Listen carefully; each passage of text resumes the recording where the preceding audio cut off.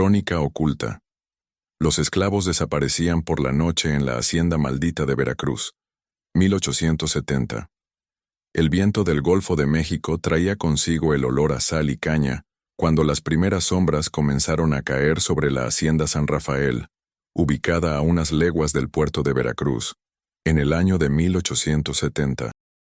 Era una época de transformación. La República había triunfado sobre el Imperio apenas 4 años atrás, y el país intentaba reconstruirse bajo la presidencia de Benito Juárez. Veracruz, con su puerto bullicioso y su clima húmedo sofocante, era el corazón económico de la región, donde las haciendas cañeras prosperaban gracias al trabajo de jornaleros y antiguos esclavos que, aunque libres en papel, seguían atados a la tierra por deudas impagables. La hacienda San Rafael era una de las más extensas, con sus muros de adobe de más de 80 centímetros de grosor, que se alzaban como una fortaleza contra el mundo exterior. Dentro de esos muros, sin embargo, se gestaba un horror que ni la independencia ni la República Liberal podrían conjurar. Don Esteban Villarreal era el dueño de la hacienda, un hombre de unos 50 años, encorvado por el peso de las deudas y los años de guerra que habían destrozado su fortuna. Su rostro curtido por el sol llevaba las marcas de una vida dura. Profundas arrugas surcaban su frente, y sus ojos grises tenían una expresión perpetuamente angustiada. Había heredado San Rafael de su padre, quien a su vez la había recibido de generaciones anteriores de Villarreal. La hacienda había sido próspera en tiempos coloniales, cuando el comercio con España fluía libremente y la mano de obra esclava era abundante, pero ahora, en esta nueva era de reformas liberales e impuestos que gravaban las propiedades rurales, don Esteban luchaba por mantener la producción. Los hombres trabajaban desde el amanecer hasta el ocaso, cortando caña bajo un sol que parecía querer derretir la tierra misma. Las mujeres molían maíz para las tortillas, lavaban ropa en el río cercano y cuidaban de los niños que correteaban descalzos entre los surcos. Era una existencia dura, marcada por la pobreza y la resignación, pero al menos era predecible, hasta que comenzaron las desapariciones. La primera fue Tomás Moreno, un hombre de 30 años, fuerte como un toro, con brazos musculosos de tanto cortar caña. Tenía esposa, Rosalía, y 3 hijos pequeños. Una noche de julio, después de cenar los frijoles y las tortillas que Rosalía había preparado, Tomás salió de su choza para orinar antes de dormir. Nunca regresó. Rosalía esperó toda la noche, inquieta, dando vueltas en el petate mientras los niños dormían a su lado. Al amanecer, cuando los gallos comenzaron a cantar y el cielo se tiñó de un rosa pálido, salió a buscarlo. Gritó su nombre por los senderos enlodados. Preguntó a los vecinos. Recorrió los campos donde trabajaban. Nadie lo había visto. Era como si la tierra se lo hubiera tragado. Don Esteban ordenó una búsqueda. Los capataces, hombres rudos con látigos en el cinturón y sombreros de ala ancha, organizaron grupos que peinaron la hacienda durante días. Revisaron los cañaverales, los establos, el ingenio azucarero con sus grandes calderas de cobre, el río que serpenteaba por el límite sur de la propiedad. No encontraron ni rastro de Tomás Moreno, ni su ropa, ni sus guaraches, ni una sola gota de sangre. El mayordomo de la hacienda, un mestizo llamado Refugio Vargas, de unos 40 años, con bigote espeso y ojos oscuros siempre alertas, sugirió que Tomás había huido. Seguramente debía dinero en la tienda de raya y decidió escapar, dijo con voz áspera, escupiendo al suelo. Pero Rosalía sabía que eso era imposible. Tomás nunca la habría abandonado, y menos a sus hijos. 2 semanas después, desapareció Magdalena Ibarra, una muchacha de 16 años que trabajaba en la casa grande como sirvienta. Era bonita, con trenzas negras largas hasta la cintura y mejillas sonrosadas. Servía el chocolate a don Esteban por las mañanas y ayudaba a la cocinera a preparar las comidas. La noche de su desaparición, Magdalena había terminado sus labores y se dirigía a las barracas donde dormían las sirvientas, un edificio largo y estrecho con paredes encaladas ubicado detrás de la cocina. Sus compañeras la vieron salir de la casa grande cerca de las 10 de la noche, llevando una vela para iluminar su camino. Caminaba por el sendero empedrado que cruzaba el patio central cuando la vela se apagó. Una de las muchachas, Petra, que la observaba desde la ventana de la barraca, vio cómo la luz desaparecía súbitamente. Pensé que el viento la había apagado, dijo Petra más tarde con voz temblorosa. Pero no había viento esa noche, el aire estaba quieto, pesado. Encontraron la vela de Magdalena en el suelo, en medio del sendero, pero de ella no había señal. El pánico comenzó a extenderse entre los trabajadores de San Rafael. Se reunían en pequeños grupos por las noches, hablando en voz baja, compartiendo teorías cada vez más fantásticas. Algunos decían que era obra del diablo, que la hacienda estaba maldita por los pecados de los antiguos amos. Otros susurraban sobre espíritus de esclavos muertos que regresaban para vengarse. Los más viejos recordaban historias que sus abuelos les habían contado, sobre rituales prohibidos que se realizaban en las haciendas durante la época colonial, sobre castigos crueles que dejaban manchas de sangre que nunca se borraban. Don Esteban intentó mantener el orden. Convocó a todos los trabajadores en el patio central una mañana de agosto, cuando el sol apenas comenzaba a calentar. De pie en los escalones de la casa grande, con su traje negro polvoriento y su sombrero en la mano, les habló con voz firme pero cansada. «No hay ninguna maldición», dijo. «Son supersticiones de gente ignorante. Probablemente Tomás y Magdalena huyeron juntos. Tal vez tenían amoríos secretos. O quizás hay bandidos en la zona, salteadores que los capturaron para venderlos o pedir rescate». Sus palabras sonaban huecas incluso para él mismo. ¿Qué bandidos secuestrarían a trabajadores pobres sin nada de valor? ¿Y por qué no había señales de lucha, ni gritos que despertaran a alguien? El padre Vicente Solórzano, el cura del pueblo cercano de San Juan de la Punta, fue llamado para bendecir la hacienda. Era un hombre mayor, de unos 60 años, con el rostro demacrado y los ojos hundidos de quien ha pasado demasiadas noches en vela rezando. Llegó una tarde en su carreta tirada por un burro flaco, cargando su crucifijo de plata y su libro de oraciones desgastado. Recorrió cada rincón de San Rafael, rociando agua bendita, murmurando en latín, trazando cruces en el aire con dedos temblorosos. Los trabajadores lo seguían a distancia, observando con una mezcla de esperanza y escepticismo. Al terminar, el padre Vicente se reunió con don Esteban en la biblioteca de la Casa Grande, una habitación oscura llena de libros que nadie leía ya. «Esta tierra tiene historia, don Esteban», dijo el cura, sentado en una silla de madera con el crucifijo apretado contra su pecho. «He escuchado confesiones en este pueblo durante 30 años. Sé cosas que se han hecho en estas haciendas, cosas que Dios nunca perdonará sin una penitencia apropiada. ¿Cómo trataba su padre a los esclavos? ¿Y su abuelo?» Don Esteban se puso rígido. «Mi abuelo murió antes de que yo naciera», respondió con voz fría. «Y mi padre, aunque estricto, nunca fue cruel. Los esclavos fueron liberados hace décadas. Eso quedó atrás». El padre Vicente asintió lentamente, pero sus ojos decían que no estaba convencido. «El pasado nunca queda atrás, hijo mío. Siempre nos persigue, de una forma u otra». La luna menguante apenas iluminaba los cañaverales que se mecían con la brisa nocturna. Pensó en su abuelo, don Rodrigo Villarreal, de quien había oído historias susurradas por los sirvientes viejos cuando él era niño. Don Rodrigo había sido un amo implacable, famoso por sus castigos severos. Se decía que había mandado azotar a esclavos hasta la muerte por infracciones menores, que había separado familias vendiendo niños, que había abusado de las mujeres como si fueran su propiedad personal. Todo eso era legal en aquella época, pero ¿eso lo hacía menos monstruoso? 3 días después de la visita del padre Vicente, desapareció otro trabajador. Esta vez fue Julián Campos, un joven de 20 años, delgado y nervioso, que trabajaba cuidando los bueyes. Julián había estado particularmente asustado desde las primeras desapariciones. Le había dicho a su madre, Esperanza, que sentía que algo lo observaba cuando caminaba solo al atardecer.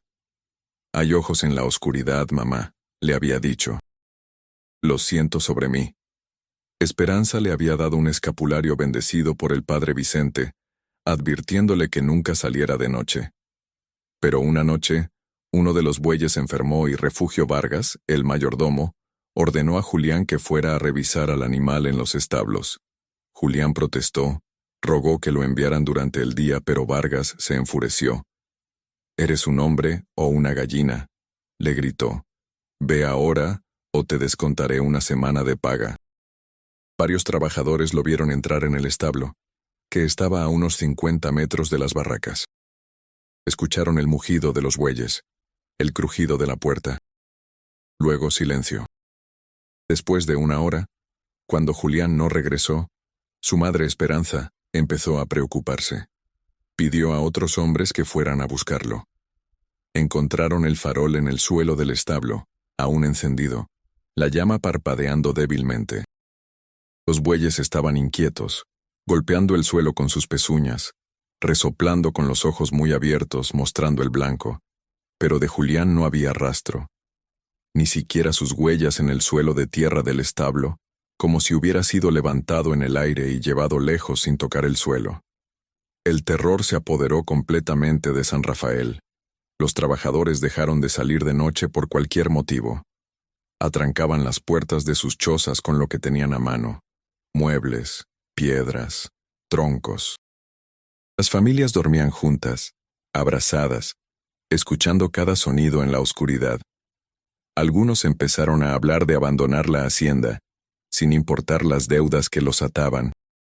«Prefiero la cárcel por deudor que desaparecer como Tomás o Magdalena», decía Miguel Hernández, un hombre de mediana edad con cicatrices de azotes en la espalda de cuando era joven. Don Esteban sabía que estaba perdiendo control. Si los trabajadores huían en masa, la cosecha se perdería y la hacienda quebraría definitivamente. Estaba desesperado. Decidió contratar ayuda externa. Envió un mensaje al puerto de Veracruz, buscando a alguien con experiencia en resolver problemas difíciles. La respuesta llegó en forma de un hombre llamado Ignacio Mendoza, quien se presentó en San Rafael una tarde de septiembre. Mendoza era un investigador privado, o eso decía él, aunque su reputación estaba manchada por rumores de trabajos sucios para terratenientes. Tenía unos 35 años, alto y delgado, con un rostro afilado y ojos grises que parecían ver a través de la gente. Vestía un traje gris arrugado por el viaje y llevaba un revólver en una funda bajo su chaqueta. Hablaba con acento de ciudad, educado pero con un dejo de cinismo. «He visto muchas cosas extrañas en mi trabajo», le dijo a don Esteban mientras bebían café amargo en el despacho. «Pero siempre hay una explicación racional. Los fantasmas no existen. Son personas de carne y hueso las que causan estos problemas, y mi trabajo es encontrarlas». Examinó cada edificio, cada sendero, el ingenio azucarero con sus engranajes oxidados, la casa grande con sus habitaciones polvorientas.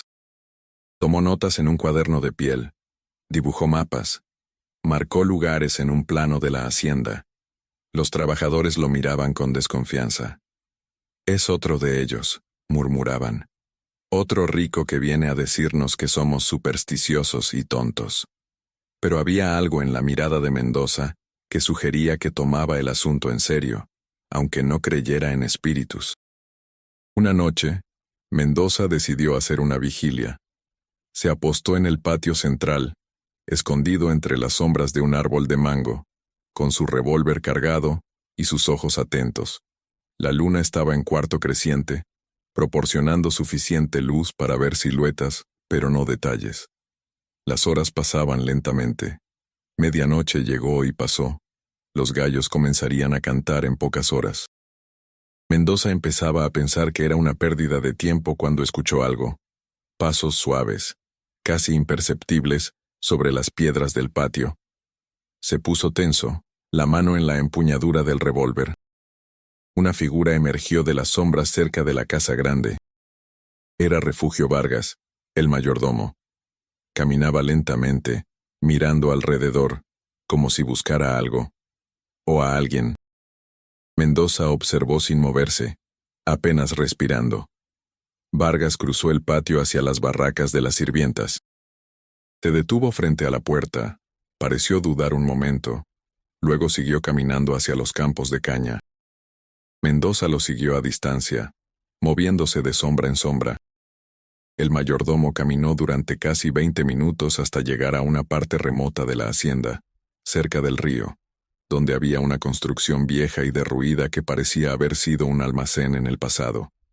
Las paredes de adobe estaban parcialmente colapsadas. El techo de tejas había caído en muchas partes. Vargas miró alrededor una vez más, luego desapareció dentro del edificio. Mendoza se acercó cautelosamente, el corazón latiéndole fuerte. Sacó su revólver, amartillándolo con un clic metálico suave. Se aproximó a una de las aberturas en la pared, asomándose. Dentro, iluminado por la luz de la luna que entraba por los agujeros del techo, vio a Vargas de pie junto a una trampilla en el suelo. El mayordomo la levantó, revelando una escalera que descendía a la oscuridad. Vargas encendió una vela y comenzó a bajar. Sin pensar, Mendoza entró en el edificio ruinoso y se asomó a la trampilla. Podía ver la luz de la vela de Vargas bajando, escuchar sus pasos en los escalones de piedra.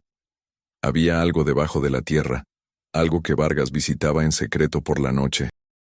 Mendoza decidió no seguirlo en ese momento.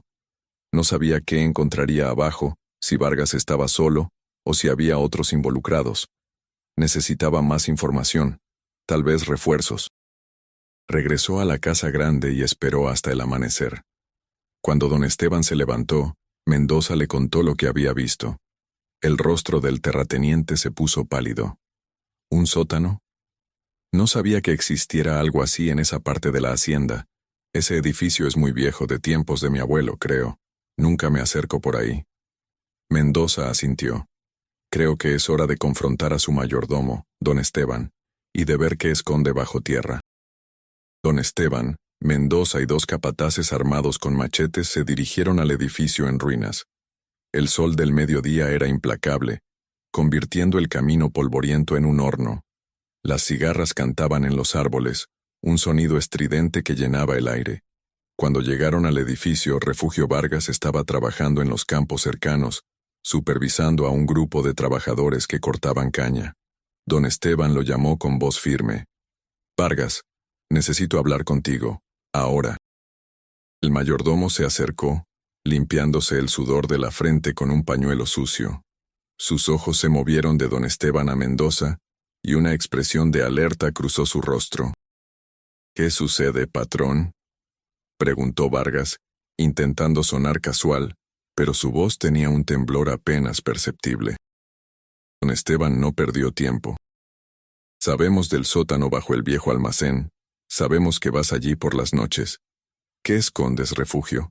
¿Dónde están los desaparecidos?». El rostro de Vargas pasó por varias emociones en rápida sucesión. Sorpresa, miedo, luego algo más oscuro, casi desafiante. Por un momento pareció que iba a negar todo, pero luego su cuerpo se relajó en una especie de resignación. «No van a entender», dijo finalmente con voz baja. «Ustedes, los ricos, nunca entienden lo que es necesario hacer para sobrevivir». Vargas soltó una risa amarga. «¿Matar? No, yo no los maté. Yo solo los entregué. Hay cosas en esta tierra más viejas que todos nosotros, cosas que existían antes de que los españoles llegaran, antes de que construyeran estas haciendas sobre lugares sagrados. Mi abuela era indígena, de los totonacas de la región. Ella sabía historias sobre lo que duerme bajo la tierra donde crecen las cañas.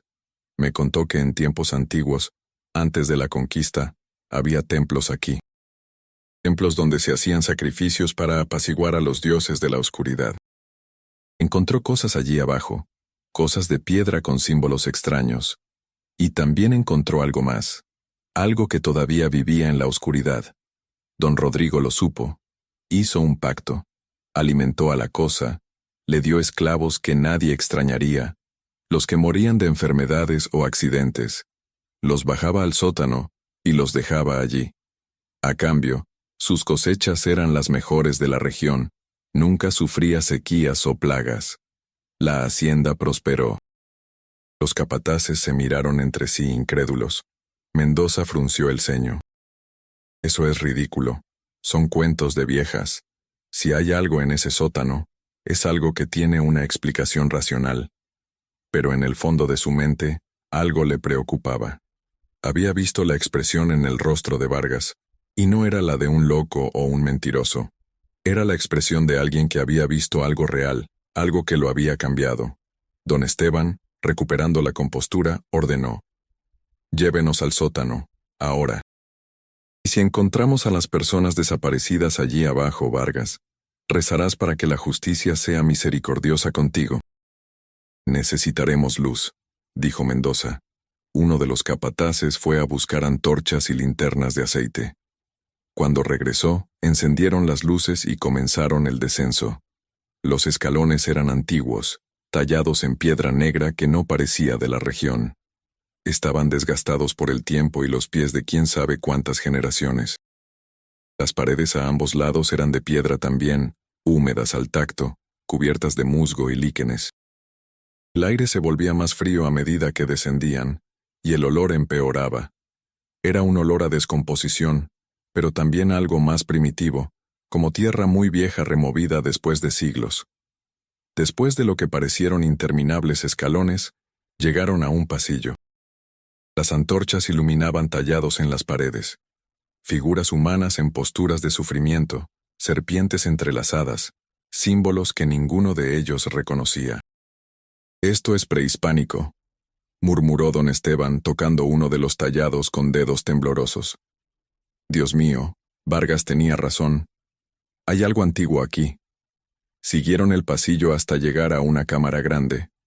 Era circular, con un techo abovedado sostenido por pilares de piedra tallados con más símbolos. En el centro había un pozo, o lo que parecía ser uno, rodeado por un círculo de piedras con manchas oscuras que podrían haber sido sangre. Alrededor del pozo, tiradas en el suelo como muñecas rotas, había personas. Algunas estaban inmóviles, obviamente muertas, con la piel pálida y arrugada, pero otras se movían débilmente, gimiendo. Mendoza corrió hacia ellas, seguido por don Esteban. Había 5 personas allí: Tomás Moreno, Magdalena Ibarra, Julián Campos, y 2 más que reconocieron como trabajadores que habían desaparecido meses atrás, antes de que don Esteban contratara a Mendoza. Estaban débiles, demacrados, con los ojos hundidos y vidriosos. Cuando Mendoza intentó levantar a Tomás, el hombre lo miró sin reconocerlo, murmurando incoherencias. «Está en el pozo», susurraba Tomás. «Siempre ha estado en el pozo, esperando, alimentándose. Sale y toma lo que quiere, no solo de la hacienda, sino de todo el valle». Don Rodrigo lo sabía. Por eso hacía los sacrificios. Mantenía a la cosa satisfecha. Pero cuando él murió y su hijo heredó la hacienda, su padre, don Esteban, no continuó con la tradición. No creía en las viejas historias. Durante años no pasó nada, y yo pensé que tal vez mi abuela estaba equivocada. Pero luego, hace unos meses, empezaron los sueños. Sueños donde algo me llamaba desde abajo. Y supe que la cosa tenía hambre nuevamente. Ya no hay nada detrás. Se retorció sobre sí mismo, formando patrones que dolían mirar. Había algo hipnótico en esos movimientos, algo que atraía la mente de Mendoza hacia abajo, hacia la oscuridad. Una voz resonó en su cabeza, no con palabras, sino con conceptos puros, antiguos: hambre, necesidad, pacto, alimentación. Mendoza retrocedió bruscamente, casi cayendo. Su corazón latía descontroladamente. «Hay algo ahí abajo», dijo con voz ronca. «Algo real. No sé qué es, pero está vivo». Don Esteban, mirando a los trabajadores medio muertos en el suelo, tomó una decisión. «Tenemos que sacarlos de aquí, ahora, y luego sellaremos este lugar para siempre. Llenaremos ese maldito pozo con piedras, cemento, lo que sea necesario. Don Esteban intentó ayudar a uno de los otros, un hombre llamado Felipe que había desaparecido 3 meses atrás. Pero cuando don Esteban lo tocó, el hombre se convulsionó violentamente y comenzó a gritar, un sonido agudo y terrible que resonó en la cámara de piedra. De repente, algo cambió. El aire se volvió pesado, opresivo. Las antorchas parpadearon como si una brisa invisible las golpeara. Y del pozo vino un sonido, un borboteo espeso, como líquido hirviendo. Mendoza miró hacia atrás. La cosa en el pozo estaba subiendo. Podía verla ahora, más claramente que antes. No tenía forma definida. Era una masa de oscuridad que se movía contra las leyes naturales, subiendo por las paredes lisas del pozo como si la gravedad no existiera para ella. Había partes que parecían tentáculos, o tal vez brazos, o tal vez nada humano en absoluto. Y había ojos, o lo que podrían ser ojos, puntos de luz fría que brillaban en la masa negra. ¡Corran!, gritó Mendoza. ¡Salgan de aquí ahora! Pero la cosa no perdonaba. Se derramó sobre él como una ola de oscuridad líquida. Vargas gritó, un grito que se cortó abruptamente, y luego no hubo más sonido desde abajo. Llegaron a la superficie jadeando, sudando, con el corazón latiendo como tambores. Los supervivientes fueron llevados rápidamente a la casa grande, donde las sirvientas, alarmadas y llorando, comenzaron a cuidarlos. Don Esteban, con el rostro blanco como la cal, ordenó que trajeran todas las piedras, vigas de madera y herramientas disponibles. Esa misma tarde, con la ayuda de todos los trabajadores de la hacienda que pudieron reunir, comenzaron a sellar la trampilla. La cubrieron con piedras pesadas, luego con tierra y cemento. Pero todos sabían, en el fondo de sus corazones, que eso no sería suficiente. Algo antiguo y hambriento vivía bajo San Rafael, algo que había estado allí mucho antes de que ellos llegaran, y que estaría allí mucho después de que se fueran. Los días siguientes a aquella pesadilla fueron un remolino de actividad frenética y miedo apenas contenido. Don Esteban contrató a albañiles del puerto de Veracruz para reforzar el sello sobre la trampilla. Trajeron toneladas de cascajo, mezcla de cal y cemento importado, y construyeron una plataforma sólida de más de 2 metros de grosor sobre el lugar donde había estado la entrada al sótano. Luego demolieron completamente el edificio en ruinas, reduciendo las paredes de adobe a escombros. Cada piedra fue retirada y dispersada lejos de allí. Cuando terminaron, apenas quedaba evidencia de que hubiera existido alguna construcción en ese lugar, solo un montículo de tierra y vegetación que lentamente comenzaría a ser reclamado por la naturaleza. Yacía en un catre en una habitación de la casa grande, mirando el techo con ojos vacíos, sin reaccionar cuando su esposa Rosalía le hablaba, o cuando sus hijos pequeños lloraban a su lado.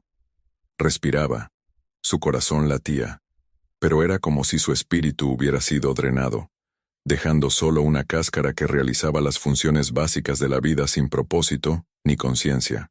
El médico que don Esteban trajo de Veracruz, un hombre joven llamado Dr. Armando Cortés, examinó a Tomás exhaustivamente.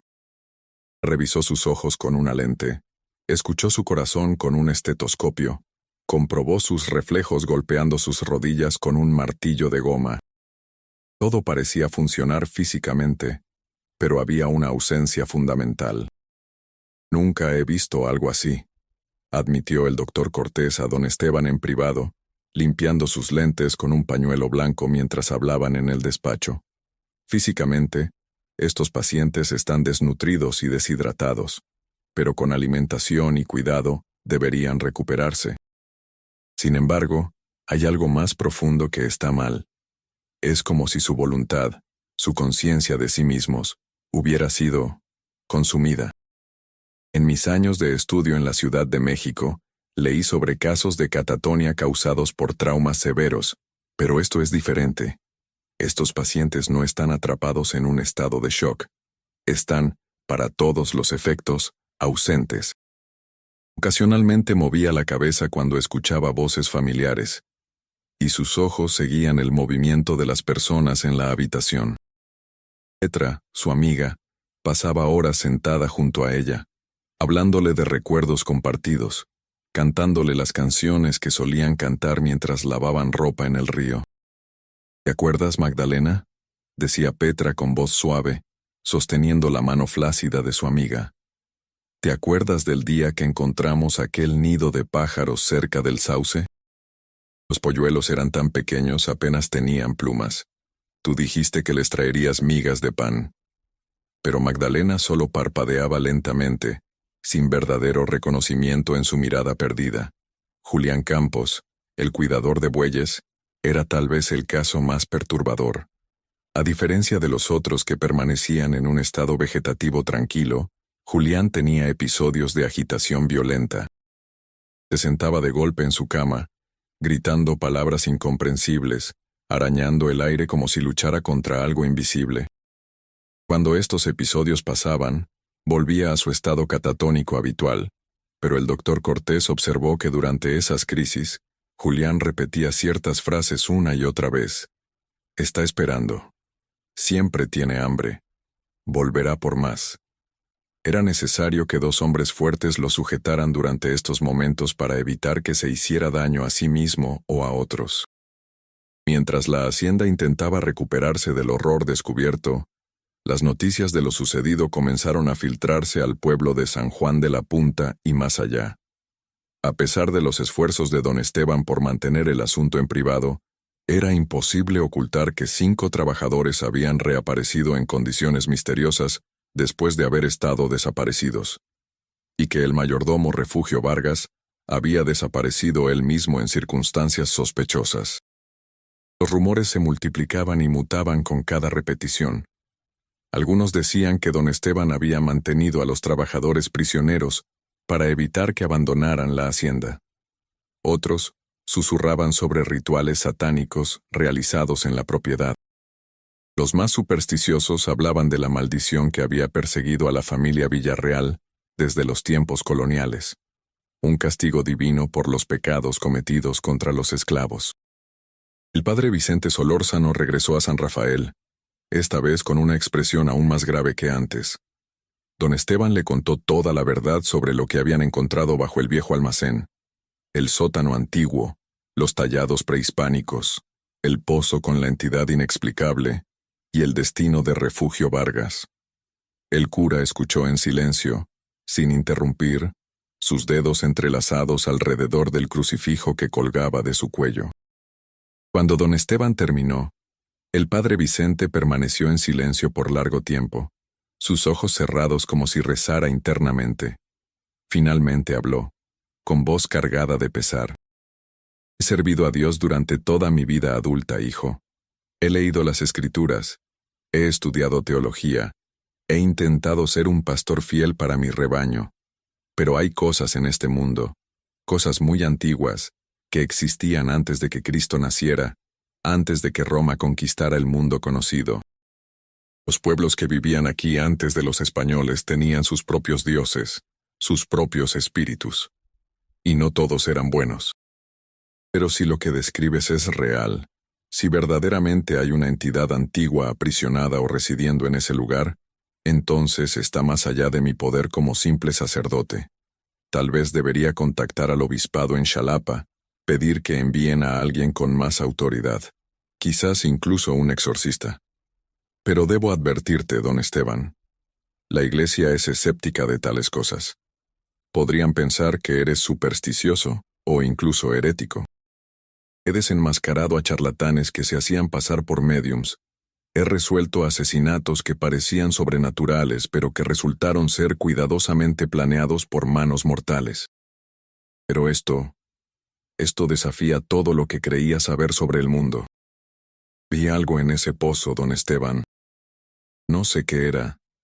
Si era una criatura desconocida, algún fenómeno natural que la ciencia aún no comprende, o algo más allá de la naturaleza. Pero era real, y todavía está ahí abajo. Cuando tu padre dejó de continuar esa práctica, la cosa permaneció dormida o satisfecha durante años.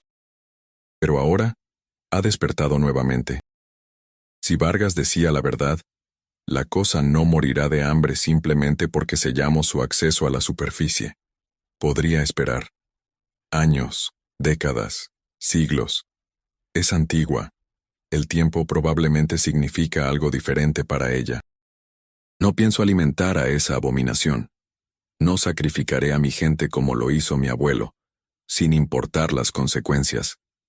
Mendoza asintió con aprobación. Estoy de acuerdo. Pero necesitas estar preparado. Refuerza la vigilancia nocturna. Asegúrate de que nadie camine solo después del anochecer. Instala cerraduras más fuertes en las puertas de las barracas y considerar abandonar este lugar, vender la hacienda, mudarte a otro sitio, empezar de nuevo. ¿Cómo podía quedarse aquí sabiendo lo que yacía enterrado bajo sus pies? ¿Cómo podía pedirle a sus trabajadores que vivieran sobre una tumba que contenía algo monstruoso? Los trabajadores de San Rafael tenían sus propias reuniones secretas, lejos de los oídos de don Esteban y sus capataces. Se juntaban por las noches en las chozas más grandes, apretujándose alrededor de fogatas pequeñas, hablando en voz baja. Miguel Hernández, el hombre con cicatrices de azotes en la espalda, se había convertido en una voz de razón entre ellos. Todos hemos visto lo que les pasó a Tomás y a los otros, decía, su rostro iluminado por las llamas danzantes. Están vivos pero no están realmente aquí. Sus cuerpos respiran, pero sus almas... ¿Dónde están sus almas? Ese mayordomo, Vargas, trató de decirnos que había algo maligno bajo la tierra. Ahora está muerto, o peor. ¿Cuánto tiempo antes de que esa cosa venga por más de nosotros? Pero otros, particularmente aquellos con hijos o padres ancianos, no veían cómo podían partir. ¿A dónde iremos?, preguntó Esperanza Campos, la madre de Julián, con lágrimas corriendo por sus mejillas arrugadas. No tenemos dinero, no tenemos nada excepto lo que ganamos aquí día a día. Si huimos, moriremos de hambre en los caminos, o nos atraparán y nos llevarán a prisión. Al menos aquí tenemos techo y comida, aunque venga con el precio del miedo. El doctor Cortés había dicho que físicamente Tomás estaba mejorando. Había ganado algo de peso. El color estaba regresando a sus mejillas. Pero esos ojos vacíos, esa mirada que atravesaba todo sin ver nada, eso no cambiaba. Una noche, casi 2 semanas después del rescate de las víctimas del sótano, algo cambió. Rosalía estaba dormitando en una silla junto a la cama de Tomás cuando sintió movimiento. Abrió los ojos sobresaltada y vio que su esposo estaba mirándola. Verdaderamente mirándola con reconocimiento en sus ojos. «Tomás», susurró ella, apenas atreviéndose a creer lo que veía. «¿Eres tú? ¿Has regresado?» Los labios de Tomás se movieron, produciendo sonidos ásperos y rotos por el desuso. Rosalía. Era su voz, débil pero suya. Las lágrimas brotaron de los ojos de Rosalía mientras tomaba las manos de su esposo. «Sí, soy yo. Estás de vuelta. Dios mío, estás de vuelta».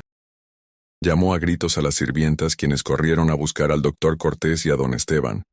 Cuando llegaron, encontraron a Tomás sentado en su cama, todavía débil pero claramente consciente. El doctor lo examinó rápidamente, comprobando sus pupilas, su pulso, haciéndole preguntas simples. «¿Sabes quién eres?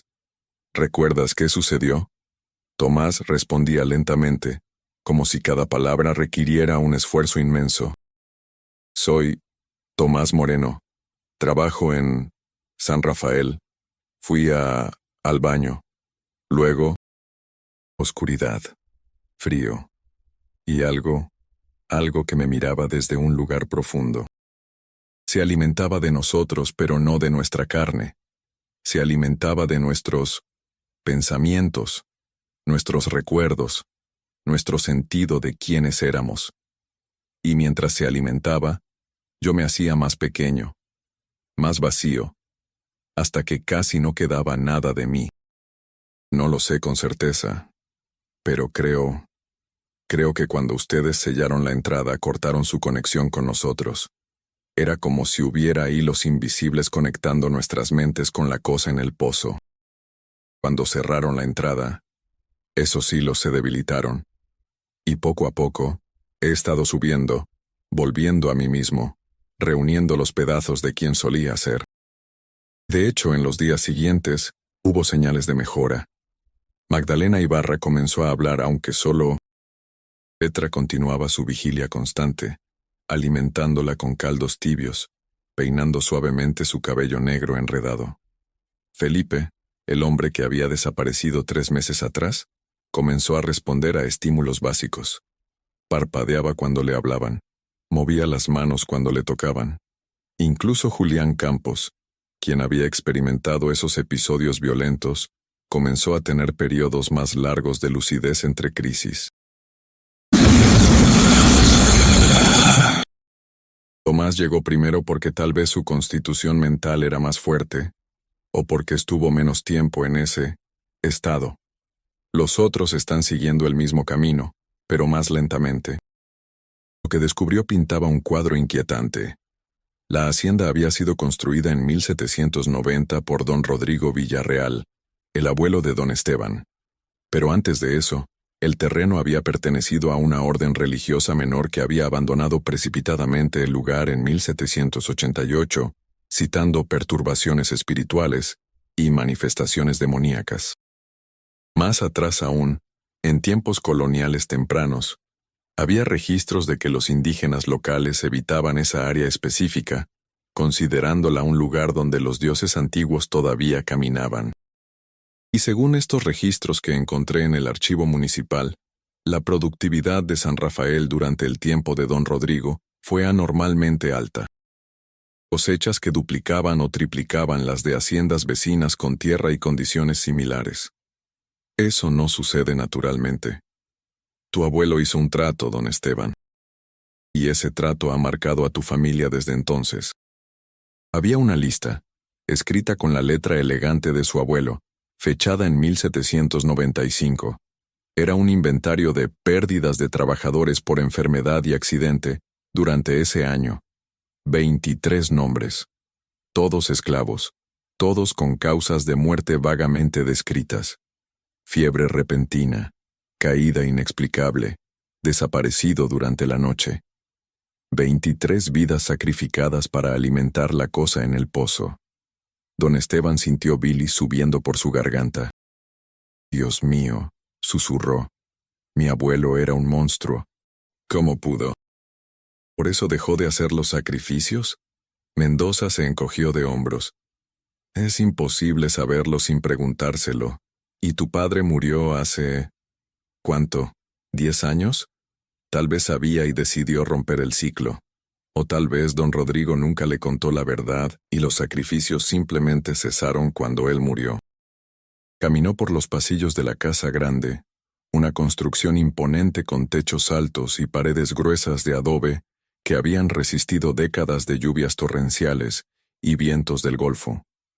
Las habitaciones estaban llenas de muebles heredados, retratos de antepasados Villarreal mirando desde marcos dorados con expresiones severas. Se detuvo frente al retrato de don Rodrigo, pintado cuando el hombre tenía unos 50 años. Era alto y erguido, con bigote espeso y ojos oscuros que parecían seguir a quien los mirara. Vestía el traje formal de un caballero de finales del siglo XVIII, con chaleco bordado y reloj de bolsillo con cadena de oro. Don Esteban pensó en su propia vida, en las decisiones que había tomado. Había sido un amo relativamente benévolo, o eso creía él. No azotaba a sus trabajadores sin causa, pagaba salarios justos según los estándares de la época, permitía que las familias permanecieran juntas. Pero al final, ¿era suficiente? ¿Podía redimir los pecados de su abuelo simplemente siendo menos cruel? Al día siguiente trajo noticias alarmantes. Uno de los trabajadores que vivía en las chozas más cercanas al lugar donde había estado el viejo almacén, reportó haber escuchado sonidos durante la noche. Era como algo arañando desde abajo, dijo Benito Ramírez, un hombre de mediana edad con rostro curtido por el sol y manos callosas. Mi esposa también lo escuchó. Despertamos a eso de las 3 de la madrugada, y ahí estaba ese sonido, rasguñando, raspando, como si algo intentara abrirse camino a través de la tierra. Mendoza y don Esteban fueron inmediatamente a inspeccionar el área. El sitio donde habían sellado la trampilla se veía intacto a primera vista. La plataforma de cemento que los albañiles habían construido seguía sólida, sin grietas visibles. Pero cuando se acercaron, Mendoza notó algo perturbador. Alrededor de los bordes de la plataforma, donde el cemento se encontraba con la tierra natural, había pequeñas fisuras. Y de esas fisuras emanaba un olor, débil pero inconfundible. Ese olor a descomposición y tierra antigua que habían olido en el sótano. «Está intentando salir», dijo Mendoza con voz tensa. «O al menos está probando las barreras que colocamos». También cavaron una zanja alrededor del perímetro y la llenaron con cal viva, basándose en una sugerencia del padre Vicente, quien había leído en textos antiguos que la cal era efectiva contra influencias malignas. Era una mezcla extraña de ingeniería moderna y superstición antigua, pero nadie tenía ideas mejores. Mientras el trabajo de refuerzo continuaba, la vida en San Rafael intentaba retornar a algún simulacro de normalidad. Las cosechas debían continuar. La caña no esperaba a que los humanos resolvieran sus problemas sobrenaturales. Los trabajadores volvieron a los campos, aunque ahora siempre en grupos, nunca solos.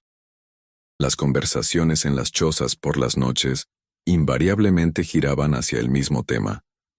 ¿Cuánto tiempo estarían seguros? ¿Era el sello suficientemente fuerte? ¿Y qué pasaría cuando llegara la siguiente generación, cuando todos los que recordaban lo sucedido hubieran muerto y la historia se convirtiera en leyenda? Tomás Moreno había recuperado suficiente fuerza como para sentarse afuera de su choza durante el día, tomando sol mientras sus hijos jugaban cerca. Rosalía lo observaba con una mezcla de alivio y tristeza. Su esposo había regresado, sí, pero estaba cambiado. Había una cualidad distante en sus ojos, como si parte de él todavía estuviera atrapado en ese lugar oscuro. A veces, en medio de una conversación, Tomás se detenía abruptamente, su mirada perdida, como si escuchara algo que nadie más podía oír. «¿Qué pasa?», preguntaba Rosalía en esos momentos. Y Tomás sacudía la cabeza, regresando al presente. «Nada, solo recuerdos. O tal vez no son recuerdos. No estoy seguro». Cuando finalmente se separaron, Magdalena hizo la pregunta que todos los supervivientes eventualmente hacían. «¿Qué me pasó?» Recuerdo, oscuridad, y frío, y algo que me observaba, algo tan viejo que hacer que mi mente doliera al intentar comprenderlo.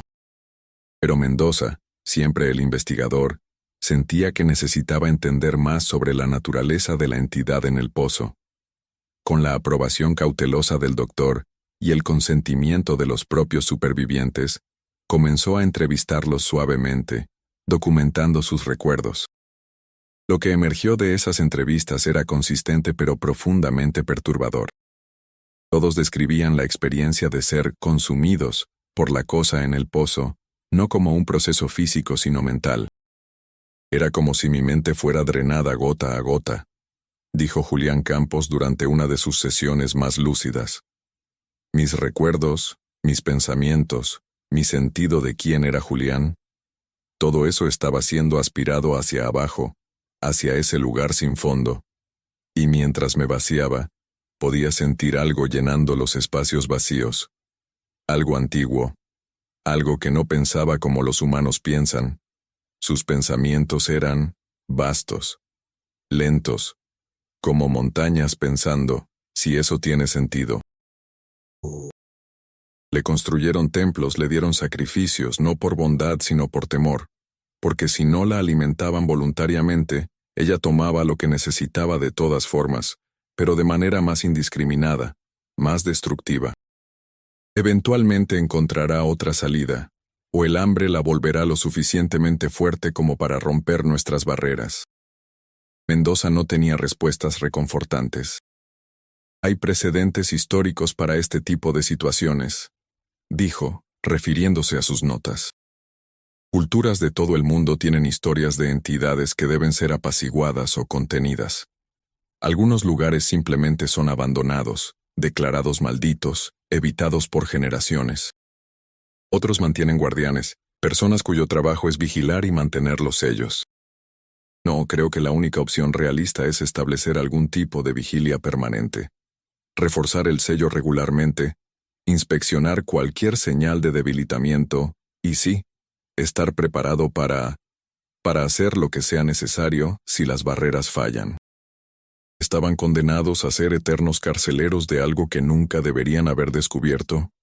Pensó en vender la hacienda, como Mendoza había sugerido antes, simplemente alejarse y dejar que el problema fuera de otro. Pero su conciencia no le permitiría hacerlo.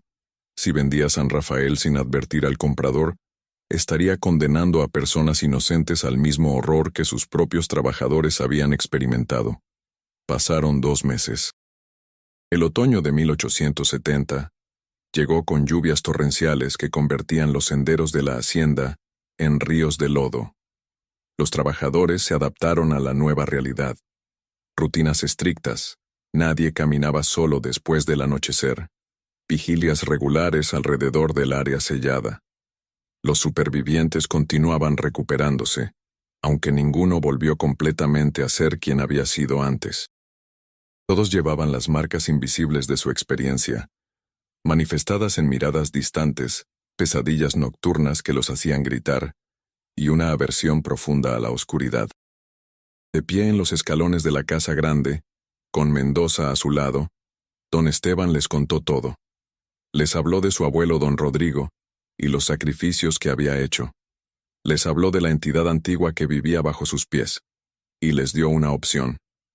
«Entenderé si quieren irse», dijo con voz firme pero cansada. «No los perseguiré por deudas, les daré cartas de recomendación y suficiente dinero para el viaje a donde quieran ir. Pero si eligen quedarse, deben saber a qué se enfrentan. Esta tierra está marcada, y aunque hemos hecho todo lo posible para contener el peligro, no puedo garantizar que sea suficiente. Todo lo que puedo prometer es que vigilaremos, reforzaremos las defensas, y si alguna vez las cosas empeoran, les advertiré inmediatamente para que puedan huir. Don Esteban, he trabajado en esta hacienda desde que era niño. Mi padre trabajó aquí, y su padre antes que él. No soy rico, no tengo tierras propias. Si me voy, ¿a dónde iría? ¿A otra hacienda donde el amo no me conoce y podría tratarme peor? Al menos aquí sé que usted es un hombre honesto. Y ahora que sabemos sobre el peligro podemos cuidarnos. Me quedo». No todos se quedaron. Aproximadamente 30 personas, en su mayoría jóvenes sin familias establecidas, eligieron partir. Don Esteban cumplió su promesa, dándoles lo que necesitaban para comenzar en otro lugar. Pero la mayoría permaneció, unidos por lazos de familia, costumbre y una extraña camaradería nacida del horror compartido. Se habían mirado al abismo juntos. Ahora, vigilarían juntos para asegurarse de que el abismo no los mirara de vuelta. Mendoza decidió quedarse indefinidamente en San Rafael. «Mi trabajo normal parece trivial ahora», le confió a don Esteban. «Resolver adulterios y pequeños robos. ¿Cómo puedo volver a eso después de haber visto lo que vi? Aquí al menos puedo hacer algo importante. Puedo estudiar esta cosa, entenderla mejor, tal vez encontrar una forma más permanente de neutralizarla». Se instaló en una habitación de la casa grande que don Esteban le ofreció, convirtiendo el espacio en una mezcla de dormitorio y oficina llena de libros, mapas y documentos. Los dos hombres establecieron un sistema de vigilancia formal. Se construyó una pequeña caseta cerca del área sellada, con paredes gruesas y ventanas estrechas. Siempre había al menos 2 personas allí, vigilando en turnos de 4 horas. Cualquier cambio en el sello, cualquier sonido extraño, cualquier sensación inusual debía ser reportada inmediatamente. También establecieron un ritual de inspección mensual, donde Mendoza, don Esteban y el padre Vicente, quien visitaba regularmente ahora, examinaban meticulosamente el sello en busca de grietas, hundimientos o cualquier otra señal de debilitamiento. Durante varios meses, no sucedió nada alarmante. El sello se mantuvo firme. Los supervivientes continuaban mejorando gradualmente. La vida adquirió una nueva normalidad, aunque siempre con una corriente subyacente de tensión. La gente no olvidaba, no podían olvidar, pero aprendieron a vivir con el conocimiento de lo que yacía enterrado bajo sus pies, de la misma manera que la gente que vive cerca de volcanes aprende a vivir con la posibilidad siempre presente de erupción. Entonces llegó la primavera de 1871, y con ella, un cambio sutil pero innegable. Los trabajadores comenzaron a reportar sueños. No pesadillas ordinarias, sino algo más específico y compartido. Múltiples personas, sin conexión aparente entre ellas, soñaban cosas similares, estar de pie en un lugar oscuro y sin límites, sintiendo una presencia inmensa observándolos desde todas direcciones a la vez. En los sueños la presencia no hablaba, pero transmitía un concepto simple y terrible: hambre. Tomás Moreno fue uno de los primeros en reportar estos sueños. «Es como si me estuviera llamando de nuevo», le dijo a Rosalía una mañana, con ojeras profundas y manos temblorosas, sosteniendo una taza de café. «Siento su hambre en mis huesos. Quiere alimentarse, y me quiere a mí específicamente porque ya he estado allí antes. Dice que fui muy sabroso». La palabra sabroso hizo que Rosalía se estremeciera, la implicación horrible de ser considerado comida para algo inhumano. Cuando Mendoza se enteró de estos sueños compartidos, inmediatamente intensificó la vigilancia. «Es una señal de que está ganando fuerza nuevamente», dijo. «O tal vez nunca se debilitó realmente. Tal vez solo estaba descansando, digiriendo, pero ahora tiene hambre otra vez». Don Esteban sintió la desesperación elevarse en su garganta. «¿Qué hacemos? No alimentaremos a esa cosa. No sacrificaremos a nuestra gente como lo hizo mi abuelo». Mendoza asintió firmemente. «Estoy de acuerdo. Pero necesitamos prepararnos. Si decide intentar romper el sello por la fuerza, tenemos que estar listos para reforzarlo, para contenerla de cualquier manera posible». Había consultado por correo con académicos en la Ciudad de México y Europa, que se especializaban en lo oculto. Las respuestas que recibió variaban desde el escepticismo total hasta sugerencias que rayaban en lo ridículo. Círculos de sal, oraciones en lenguas muertas, sacrificios de animales. Nada parecía apropiado o suficiente para lo que enfrentaban. Entonces, recordó algo que Felipe, el superviviente que había estado cautivo por más tiempo, había dicho durante una de sus entrevistas. La cosa no es simplemente una criatura, es más como una fuerza natural, como el viento o el agua. No puedes matar el viento, pero puedes construir muros para protegerte de él. Tal vez ese era el enfoque correcto. No intentar destruir la entidad, lo cual podría ser imposible, sino simplemente crear defensas lo suficientemente fuertes como para contenerla indefinidamente. Al día siguiente, Mendoza presentó una propuesta a don Esteban. «Necesitamos hacer de este lugar una fortaleza. No solo el sello sobre la entrada, sino toda el área alrededor. Cavamos una fosa profunda rodeándola completamente, la llenamos con cemento, construimos un muro de piedra encima de eso. Hacemos que sea físicamente imposible para cualquier cosa excavar hacia afuera sin que lo notemos inmediatamente». Don Esteban hizo cálculos mentales. Eso costaría una fortuna. La hacienda apenas es rentable ahora. Me endeudo. ¿Cuál es el precio de una vida humana? ¿Cuánto vale la seguridad de todos los que viven aquí? Durante los meses siguientes, el área alrededor del sello se transformó. Se cavó una fosa de 5 metros de profundidad y 3 metros de ancho, formando un círculo perfecto con un diámetro de 50 metros. La fosa fue llenada con mezcla de cemento reforzado con barras de hierro. Luego, sobre esa base, se construyó un muro de piedra de 4 metros de altura. Los trabajadores la llamaron el presidio, como si estuvieran encarcelando a un criminal peligroso.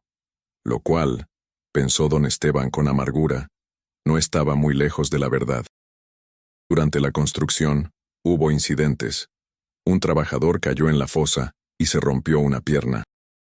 Otro juró haber visto sombras moviéndose bajo el suelo cuando cavaban.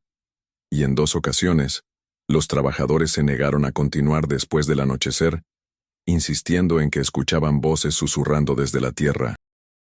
Pero finalmente, después de 6 meses de trabajo extenuante, el presidio estuvo completo. El padre Vicente vino a bendecirlo en una ceremonia formal, rociando agua bendita sobre las piedras mientras recitaba oraciones en latín. Todos los residentes de San Rafael asistieron, formando un círculo alrededor de la estructura. Había una sensación de logro, pero también de inquietud. ¿Sería suficiente? ¿O solo habían retrasado lo inevitable? Los años pasaron. 1872 llegó y se fue. Luego, 1873. La vida en San Rafael se estableció en un ritmo predecible. Las cosechas eran modestas pero suficientes. Don Esteban luchaba con sus deudas pero las manejaba. Los supervivientes del sótano continuaban sus vidas, aunque todos llevaban cicatrices invisibles. Tomás Moreno volvió a trabajar en los campos de caña, aunque ya no podía trabajar todo el día como antes. Se cansaba fácilmente y necesitaba descansos frecuentes.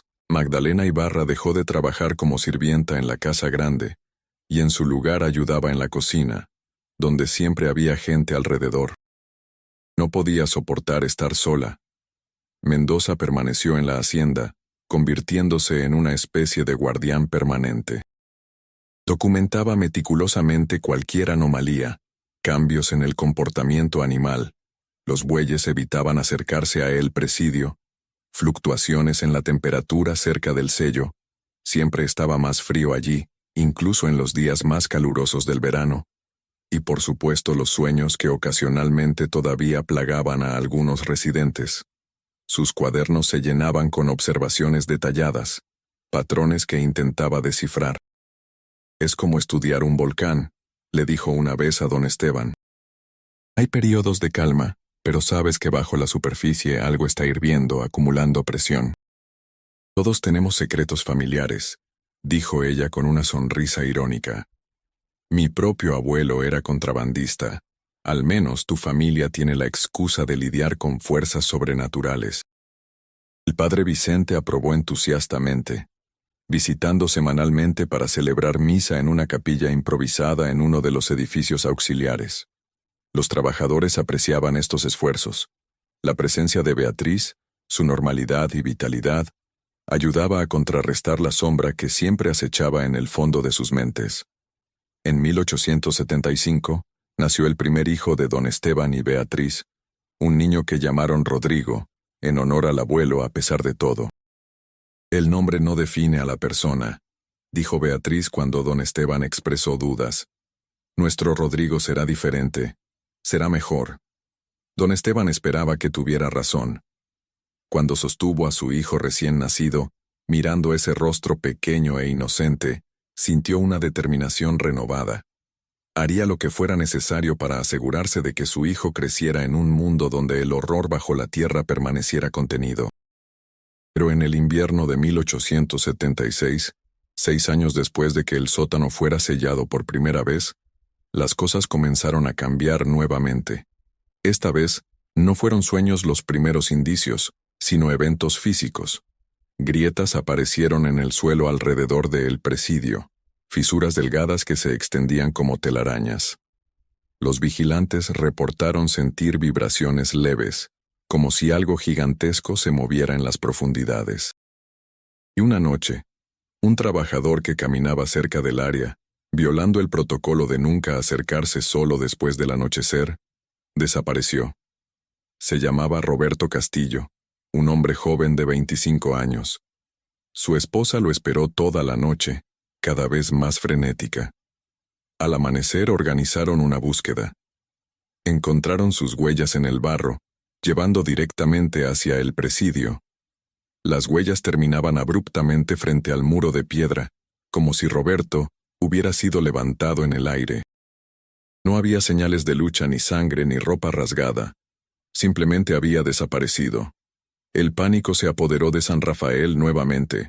Don Esteban convocó una reunión de emergencia con Mendoza, el padre Vicente, y los capataces de confianza. Pensamos que habíamos resuelto esto, dijo don Esteban con voz tensa por el estrés. Construimos el muro. Reforzamos el sello.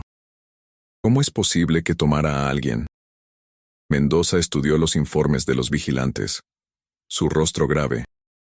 La cosa está evolucionando, o tal vez recordando habilidades que no había usado en mucho tiempo. Si puede influir en los sueños de la gente, ¿por qué no podría llamarlos físicamente, atraerlos hacia ella incluso a través de las barreras que construimos? No lo sé, pero necesitamos advertir a todos. Cualquiera que sienta una compulsión de acercarse a el presidio, especialmente de noche, debe resistirla. Debe buscar ayuda inmediatamente. Y tal vez necesitamos considerar opciones más drásticas.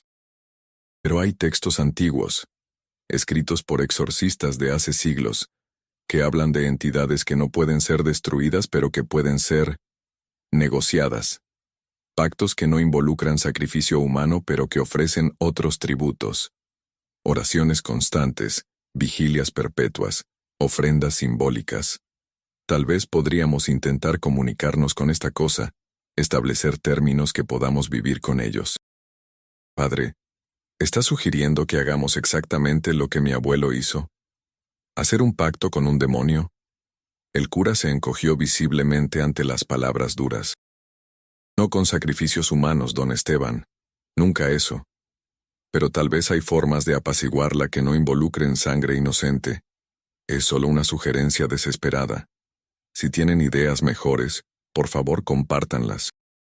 Pasaron días en deliberación tensa, mientras los trabajadores vivían con miedo renovado, y la esposa de Roberto Castillo lloraba la pérdida de su esposo. Entonces, inesperadamente, Roberto regresó. Apareció una mañana, caminando lentamente por el sendero principal de la hacienda, con la ropa sucia y rasgada, el rostro demacrado. Los trabajadores lo vieron primero y corrieron a ayudarlo. Cuando llegó a la casa grande y don Esteban salió a recibirlo, Roberto colapsó. El doctor Cortés lo examinó inmediatamente.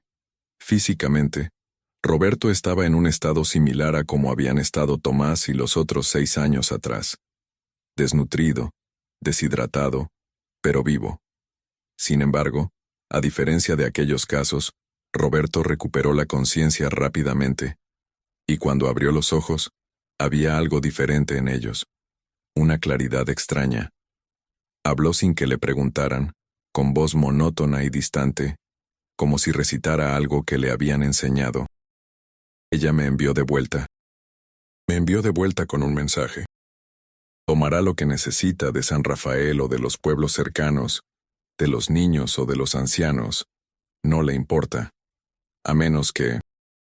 Quiere que la gente venga voluntariamente, regularmente, para sentarse cerca del sello, para estar en su presencia. Ella se alimentará solo un poco de cada persona, no lo suficiente como para vaciarlas completamente, pero lo suficiente para satisfacer su hambre. Dice que es un trato justo. Los humanos ofrecen pequeñas porciones de sus vidas, y ella promete no destruir, no matar, no devastar. Era repugnante. La idea de ofrecer voluntariamente partes de sí mismos, de sus almas o esencias, o lo que fuera que la cosa consumía, como tributo regular. Pero era, innegablemente, mejor que los sacrificios completos que don Rodrigo había realizado. Era, como había sugerido el padre Vicente, un pacto que tal vez podrían vivir con él. No podemos aceptar esto, dijo don Esteban firmemente, aunque su voz temblaba. No podemos condenar a nuestra gente a ser alimentados gradualmente a esa abominación. Pero Mendoza, siempre el pragmático, planteó la pregunta que nadie quería hacer. ¿Cuál es la alternativa? Si ella rompe completamente el sello, si sale con toda su fuerza, ¿cuántas personas morirán? No solo aquí, sino en San Juan de la Punta, quizás en toda la región. Y no podemos matarla. Hemos establecido eso. No podemos destruirla. Entonces, ¿qué hacemos? Los trabajadores, cuando se enteraron del trato propuesto, estaban divididos. Algunos lo rechazaban rotundamente, prefiriendo huir de la hacienda. Otros, sorprendentemente, estaban dispuestos a considerarlo. Si significa que nuestros hijos estarán seguros, dijo Miguel Hernández. Si significa que no habrá más desapariciones completas, tal vez vale la pena pagar ese precio. Aceptaría el trato, pero con condiciones estrictas. Primero, la participación sería absolutamente voluntaria. Nadie sería forzado o presionado a sentarse cerca del sello. Segundo, las sesiones serían cortas y monitoreadas cuidadosamente. Al primer signo de que la entidad estaba tomando demasiado, la persona sería retirada inmediatamente. Tercero, se mantendría un registro detallado de todos los participantes y sus experiencias, para asegurarse de que la cosa cumpliera su palabra de no consumirlos completamente. Y así comenzó el extraño ritual que definiría a San Rafael en los años venideros. Cada semana un grupo de voluntarios, nunca más de 3 a la vez, se sentaba fuera del presidio durante 1 hora al anochecer. Mendoza estuvo presente en cada sesión, tomando notas, monitoreando. Los que participaban describían experiencias similares, una sensación de frío extendiéndose desde sus espaldas, una presencia inmensa presionando contra sus mentes, y luego un leve drenaje, como si algo estuviera aspirando suavemente partes de ellos. Cuando terminaba la hora se sentían exhaustos pero no vacíos. Era como haber dado sangre, debilitante pero no permanentemente dañino.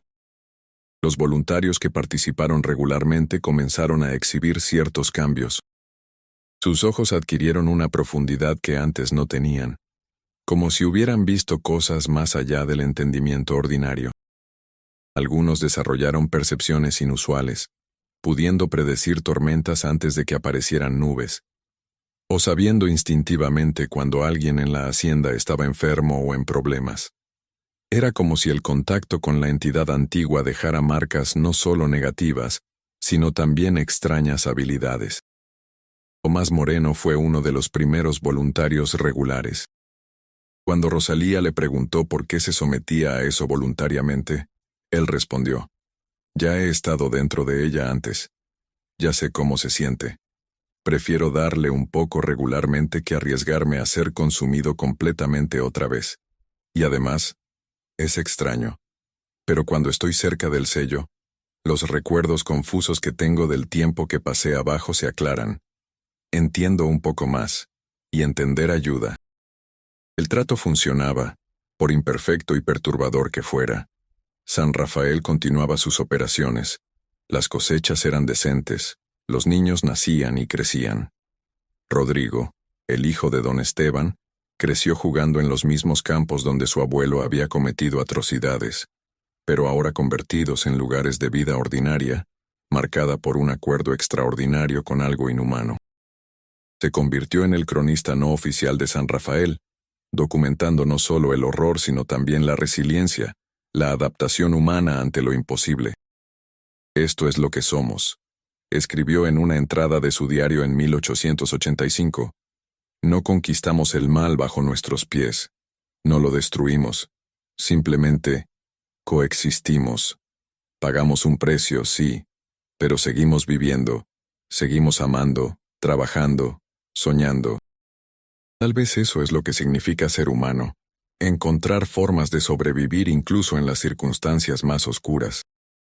Pero después de presenciar una de las sesiones, y ver a los voluntarios regresar con esa expresión distante y exhausta, se convirtió rápidamente.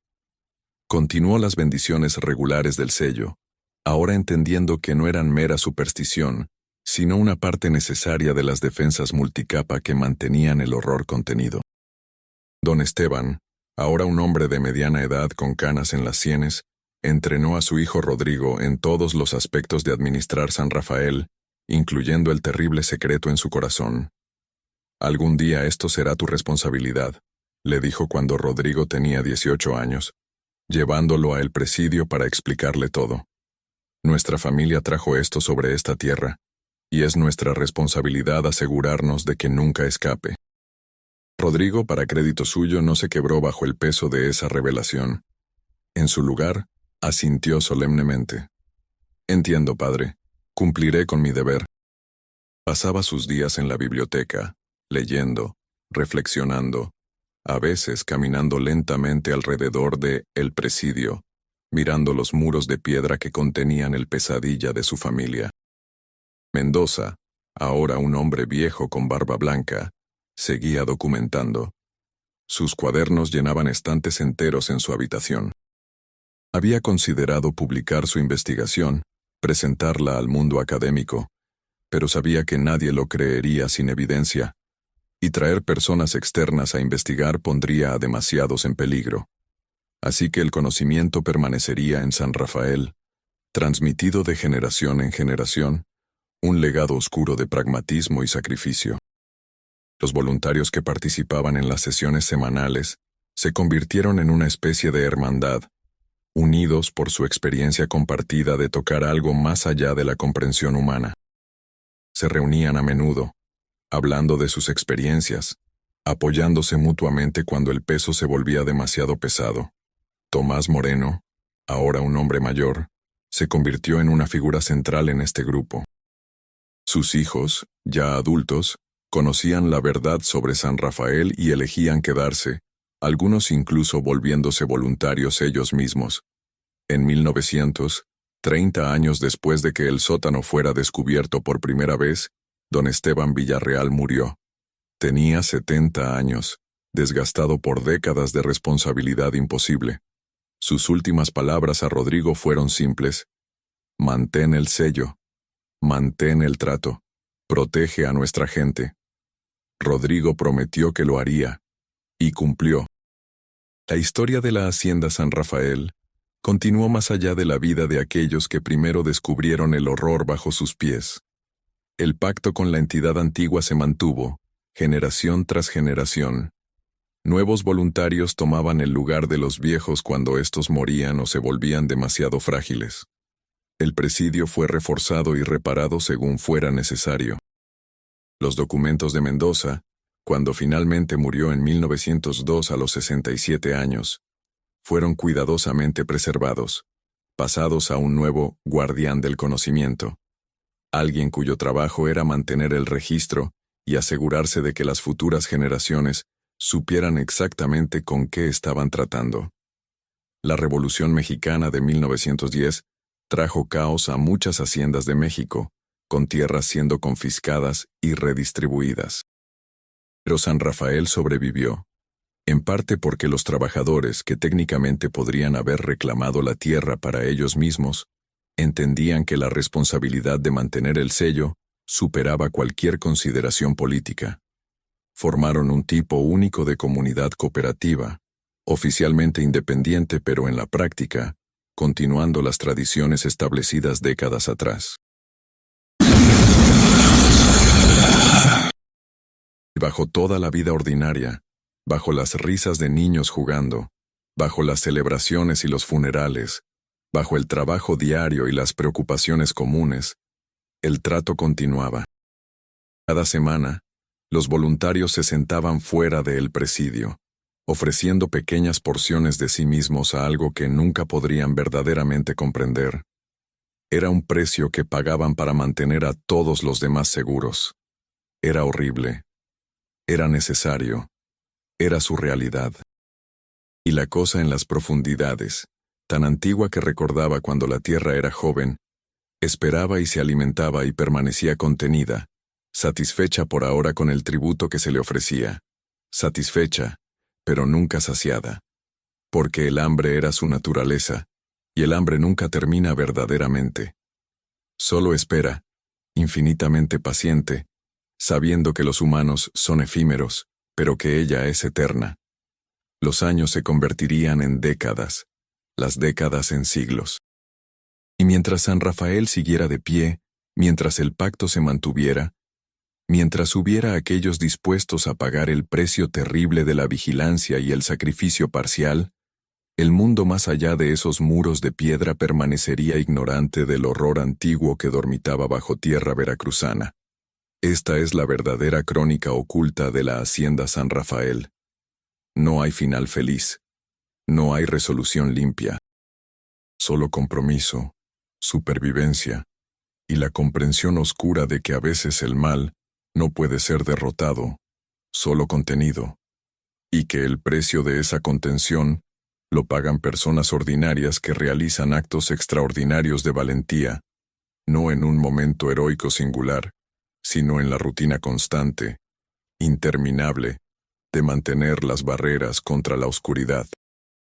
Algunas historias no terminan, simplemente continúan, generación tras generación, susurradas en voz baja a aquellos que heredarán la carga. Y si alguna vez pasas por un lugar donde la gente parece llevar un peso invisible, donde hablan de responsabilidades antiguas, para las 11 de la mañana, una comitiva sin precedentes se dirigía hacia el Hospital Real de San José. Autoridades eclesiásticas, magistrados civiles, escribanos públicos, médicos independientes y hasta 2 periodistas del Diario de México que habían sido alertados por fuentes anónimas. Las campanas de la catedral repicaban con urgencia inusual. Algo grande estaba sucediendo.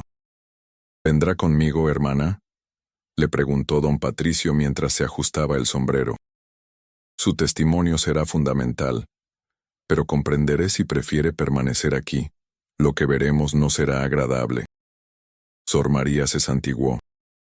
He llegado hasta aquí. No puedo abandonar a esas personas ahora. Debo ir. El trayecto hasta el hospital fue tenso. Las calles empedradas de la ciudad bullían con la actividad matutina. Carruajes transportando mercancías, mujeres indígenas vendiendo flores y tortillas, niños descalzos corriendo entre las patas de los caballos, el olor omnipresente de basura mezclado con el aroma del pan recién horneado de las panaderías cercanas. Era la Ciudad de México de 1850, una metrópoli que intentaba modernizarse mientras arrastraba siglos de desigualdad y secretos. Clamaba un hombre joven con ropas de trabajador. El doctor nos dijo que había fallecido, pero no nos dejó verlo. Sor Inés, la superiora de enfermeras, recibió a la comitiva en el patio principal, con expresión de absoluta perplejidad. No comprendo qué sucede. El doctor Telles es un profesional respetado. Esto debe ser un malentendido. ¿Dónde está el doctor Telles?, preguntó con voz firme el obispo Munguía, un hombre de 60 años con el cabello blanco y ojos que transmitían autoridad absoluta. En su oficina, Excelencia. Pero no puede simplemente irrumpir. Puedo y lo haré, respondió el obispo. Tengo autoridad plena sobre todas las instituciones de caridad católica de esta ciudad. Y si lo que contienen estos documentos es cierto, este lugar ha dejado de ser una casa de Dios para convertirse en antesala del infierno. El grupo subió las escaleras hacia la oficina del médico. Don Patricio tomó del brazo a Sor María, quien temblaba ligeramente pero mantenía la compostura. Los otros médicos del hospital, confundidos y alarmados, comenzaban a congregarse en los pasillos. Telles, si no abre voluntariamente, ordenaré que derriben esta puerta. Finalmente la cerradura giró y la puerta se abrió. El doctor Armando Telles apareció en el umbral, vestido con su habitual impecabilidad pero con el rostro pálido y tenso. Sus ojos se posaron inmediatamente en Sor María, y en ellos brilló un destello de furia apenas contenida. Excelencia, magistrados, señores, dijo con voz controlada pero fría. ¿A qué debo el honor de esta visita tan poco convencional? El obispo Munguía no perdió tiempo en formalidades. Se le acusa de retener prisioneros en el sótano de este hospital, de someterlos a procedimientos médicos sin consentimiento, de engañar a familias sobre la muerte de sus seres queridos, y de conducta que viola todas las leyes divinas y humanas. ¿Niega usted estos cargos? El rostro del médico permaneció impasible. Niego categóricamente acusaciones tan absurdas. No sé qué calumnias le habrán contado, pero puedo asegurarle que este hospital opera dentro de los más altos estándares médicos europeos. Si alguien ha esparcido rumores malintencionados, Su mirada se clavó nuevamente en Sor María. Debería reconsiderar la credibilidad de sus fuentes. Entonces no tendrá inconveniente en permitirnos inspeccionar el pabellón de aislamiento ubicado en el sótano, dijo don Patricio, extrayendo del maletín uno de los cuadernos. O mejor aún, quizás pueda explicarnos el significado de estas anotaciones. Sujeto 47. Mujer de 23 años. Procedimiento de trepanación experimental. Resultado: muerte por hemorragia cerebral. Conclusión: ángulo de perforación debe ajustarse. ¿Le resulta familiar esta caligrafía, doctor? Porque a mí me parece idéntica a la de los documentos oficiales que usted firma. El color abandonó completamente el rostro del doctor Telles. Por primera vez, su máscara de compostura profesional se agrietó. Esos documentos, ¿cómo los obtuvo? Son privados, propiedad intelectual de mis investigaciones. ¿Así que admite que son suyos?, interrumpió el obispo con tono severo. El médico se dio cuenta demasiado tarde de su error. Intentó recuperarse. Son notas teóricas, especulaciones. Todo médico lleva registros de hipótesis y procedimientos posibles. Llevaremos esta discusión al sótano, ordenó el obispo, ahora mismo, y todos seremos testigos de lo que encontremos allí. La procesión descendió por las escaleras principales hasta el primer piso, donde Sor María señaló la puerta bajo las escaleras. El candado había sido repuesto. El doctor Telles, rodeado ahora por dos alguaciles que don Patricio había traído discretamente, no tuvo más opción que entregar las llaves. La puerta se abrió revelando las escaleras que descendían hacia la oscuridad. El olor que emanó hizo que varios miembros de la comitiva retrocedieran con expresiones de repugnancia. Era el mismo olor que había golpeado a Sor María la noche anterior: humedad, químicos, enfermedad y muerte. Con antorchas encendidas, el grupo comenzó a descender. Sor María iba entre don Patricio y el obispo, con el corazón acelerado pero determinada a ser testigo de lo que había iniciado. Detrás venían los médicos independientes, los escribanos preparando sus plumas para documentar lo que encontraran, y los periodistas con sus cuadernos de notas. El doctor Telles descendía también, custodiado por los alguaciles. Su expresión había pasado de la arrogancia al cálculo frío. Era un hombre acorralado pero aún peligroso. Al llegar al corredor subterráneo, las antorchas iluminaron las puertas con barrotes. De las celdas emanaban gemidos apagados, súplicas apenas audibles. «Dios misericordioso», murmuró el obispo, santiguándose. Uno de los médicos independientes, un hombre mayor de barba gris llamado doctor Ferrer, se acercó a la primera celda y elevó su antorcha. Lo que vio hizo que se le cayera la mandíbula. «Hay personas aquí, vivas, en condiciones deplorables». La comitiva se dispersó rápidamente, abriendo las celdas una por una. Los gritos de horror e indignación resonaban en las bóvedas de ladrillo. Los escribanos documentaban frenéticamente. Los periodistas tomaban notas con manos temblorosas. Sor María encontró la celda donde estaba el hijo de la señora Guadalupe. El joven yacía inconsciente ahora, con fiebre alta, los vendajes de sus brazos empapados en sangre y pus. «Este es el hijo de la señora Guadalupe», exclamó con voz quebrada. «El que supuestamente murió hace semanas». El doctor Ferrer se acercó y examinó al joven con expresión cada vez más horrorizada. «Tiene incisiones quirúrgicas en ambos brazos. Parecen experimentos de ligadura arterial. Y miren esto», señaló otros prisioneros. «Trepanaciones, inyecciones subcutáneas de sustancias desconocidas, amputaciones experimentales. Esto no es medicina. Esto es tortura sistemática». El obispo Munguía se volvió hacia el doctor Telles, con una furia que hacía temblar su voz. «¿Cómo? ¿Cómo pudo hacer esto? ¿Cómo pudo profanar así la santidad de la vida humana, la confianza de los enfermos, el juramento hipocrático?» Por primera vez, el doctor Telles pareció abandonar toda pretensión. Su rostro adoptó una expresión de desprecio absoluto. ¿Santidad de la vida? Mire a su alrededor, Excelencia. Mire esta ciudad. Cada día mueren decenas de personas por enfermedades que podríamos curar si tuviéramos el conocimiento.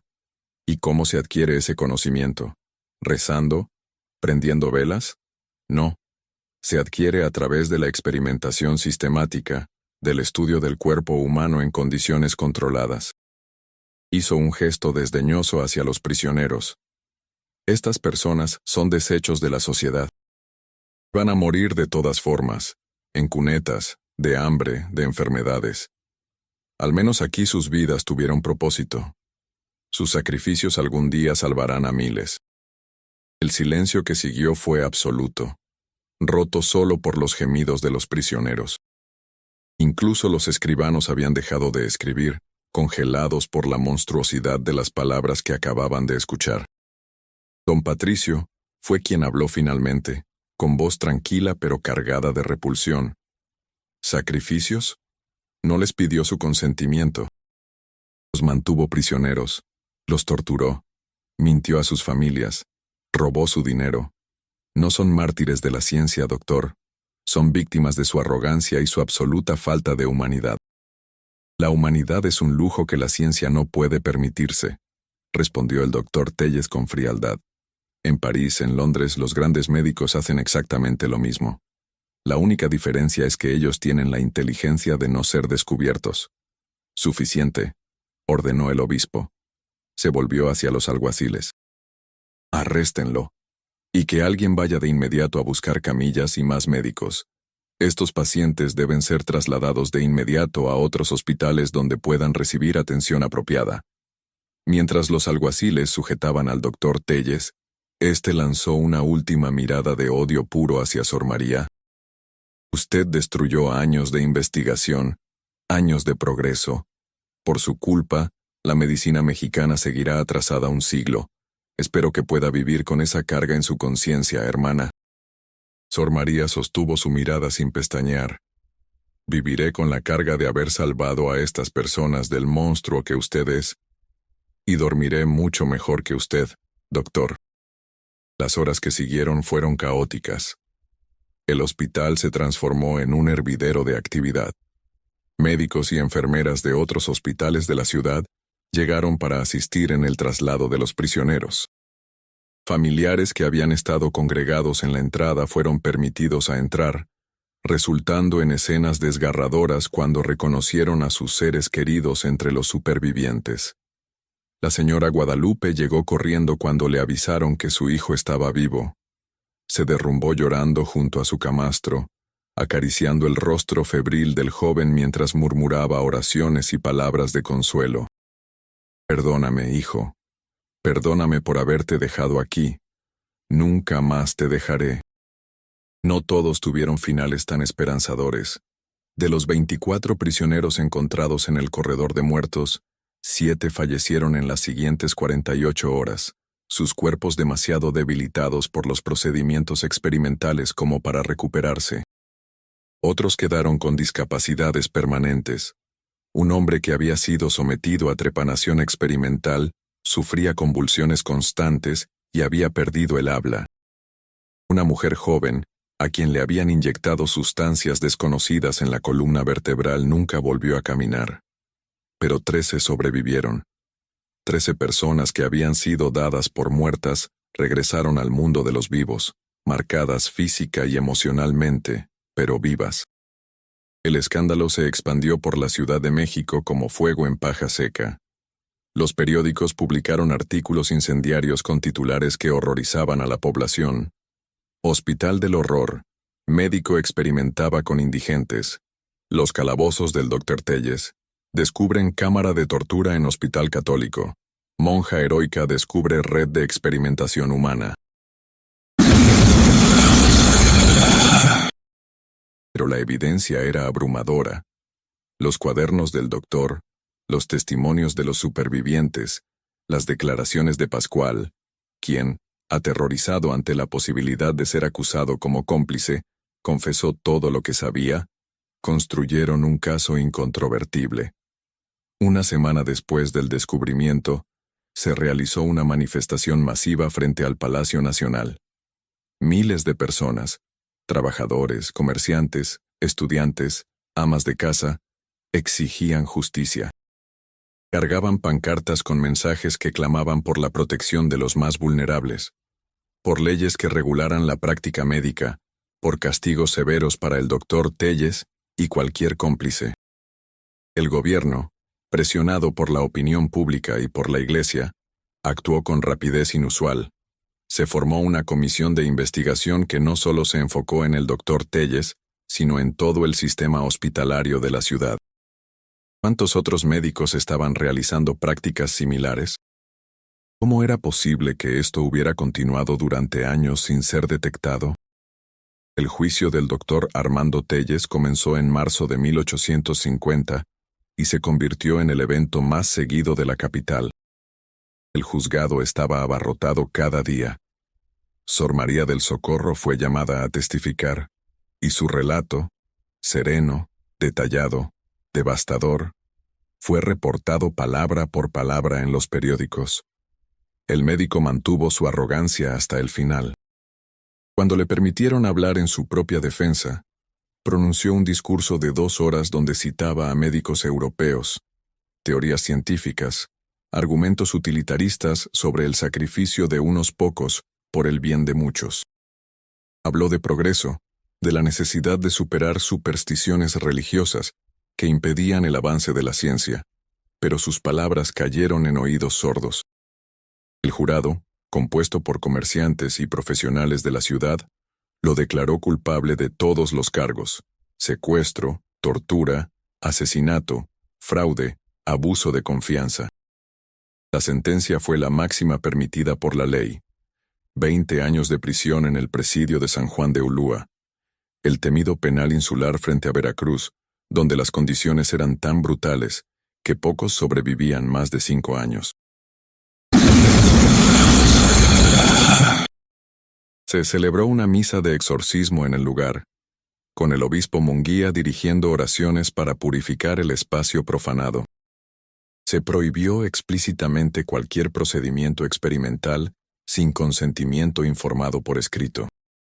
Estas reformas se extendieron gradualmente a otros hospitales de la ciudad, estableciendo precedentes que eventualmente influirían en la legislación médica nacional.